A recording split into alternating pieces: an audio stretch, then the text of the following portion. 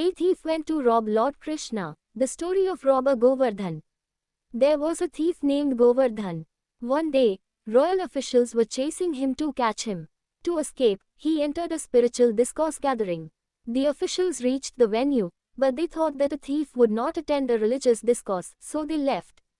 In the gathering, the thief listened to the discussion for a few hours. The discourse was about Lord Krishna's childhood. The saint mentioned, Sri Krishna is a 7 or 8-year-old child.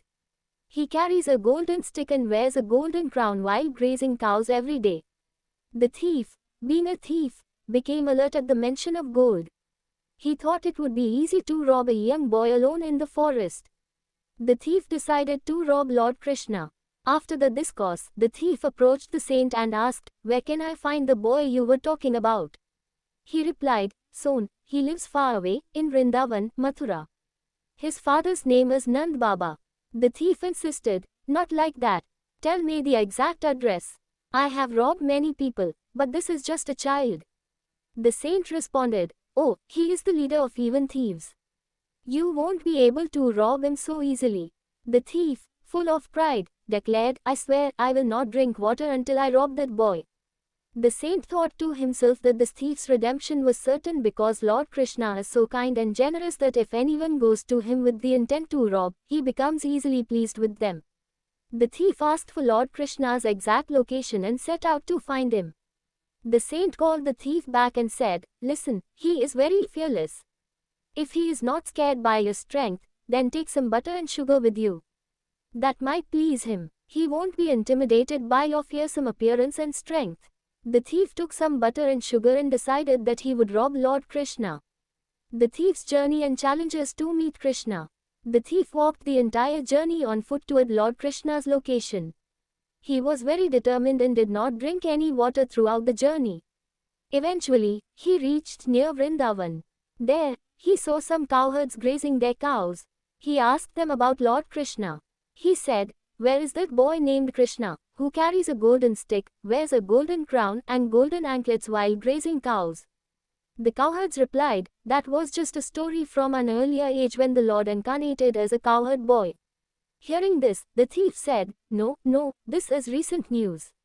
I heard about him just a few days ago, and that's why I came here. Don't mislead me. I will find Krishna myself." The poor thief, hungry and thirsty, had been walking for days. Everyone he asked told him that this was an ancient story. Hearing their words, he began to feel disheartened and started calling out Krishna's name. Sri Krishna meets the thief. Now, how can it be that someone calls out to Krishna in Vrindavan and he does not manifest? Suddenly, the scene before the thief changed. He saw many beautiful cows and cowherd boys appear before him. Among them was the same charming child, Krishna, the one he had been thinking of as he reached this place. The Lord was adorned with all the ornaments that had been described in the story he had heard. As soon as the Lord noticed the thief approaching him, he told all his companions to go elsewhere. When the thief came near, he said to the Lord, "Take off all your ornaments and give them to me." The Lord smiled and said, "These ornaments are mine. Why should I give them to you?" The thief proudly said, "When people hear my name, even the bravest tremble. Do you know who I am?" The Lord answered innocently, "I do not know you. What is your name?" The thief proudly replied, "My name is Govardhan." The Lord smiled and said, "You are just called Govardhan, but I lifted the Govardhan mountain."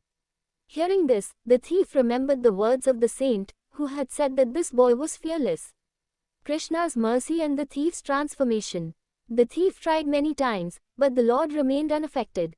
Finally, he surrendered and said, "Listen, I have brought butter and sugar for you." Hearing this, the Lord was pleased. He thought, despite being a wicked person, this man had so much faith in one of his devotees' narration of his story and had come all the way here seeking him. The Lord tasted the butter and smilingly said, "You must be hungry too. Take this leftover butter and eat it." Afterwards, Krishna said, "Take these ornaments.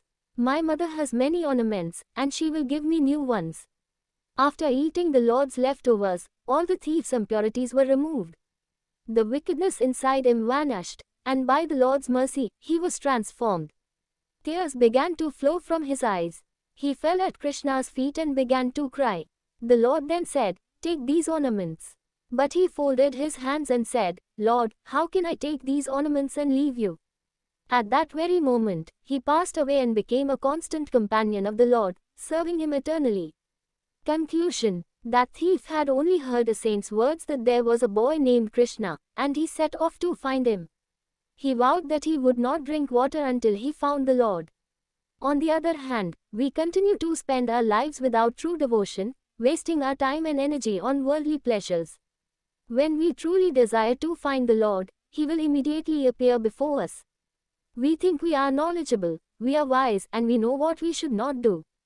But, due to a lack of devotion, we fail to implement it in our lives.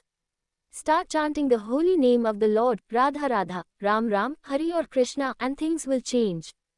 Decide today that you will walk on the spiritual path, refrain from sin, and never cause harm to anyone, and your life will be transformed.